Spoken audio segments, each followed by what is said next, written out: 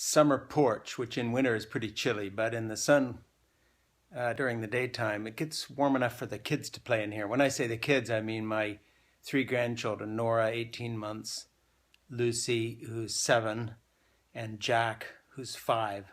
We pick them up after school, and we have Nora all day, 5 days a week. And, you know, this is really the best time of my life. I've got to tell you seriously.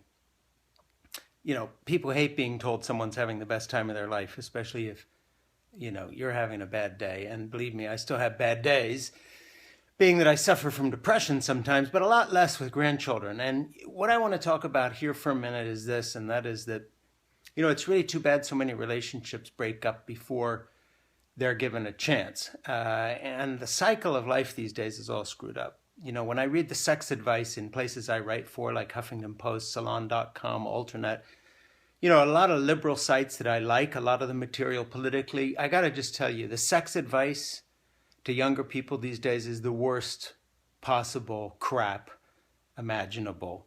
You know, this culture of just hooking up and thinking that sex is casual. Believe me, I'm not back where my mom was. I don't care if anybody goes to their wedding bed a virgin or not.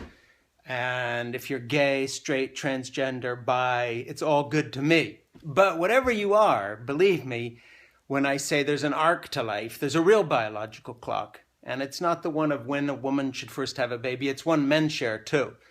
And that is if you cut yourself off from the pleasure of the cycles of life completely, and you wait too long to have a real relationship, and you screw around and are sleeping around all the time and devalue the whole wonder of the depth of a personal relationship with another man or a woman or whatever it is, cut yourself off from that family cycle.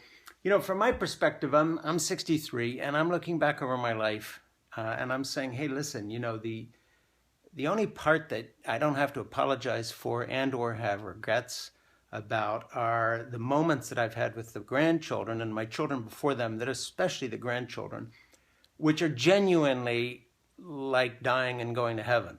You know, giving Nora a bath in the middle of the afternoon and picking up the kids from school, fixing them snacks and showing them the art we have here. You know, these art books sitting around here and the dolls and the toys and all this other stuff.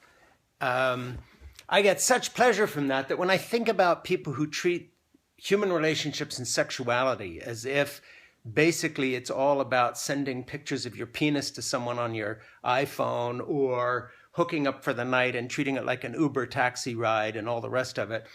I have no problem with the sex. What I have a problem with is the trivializing of the glue that actually binds relationships together, which is a serious commitment and kindness and getting on with the business of life, so that when you get to my age, you're surrounded by grandchildren and not loneliness and stupidity because you were chasing your career and all this crazy stuff that universities and all the rest of us push on us, as if somehow what life is about is your paycheck or your career. It's not.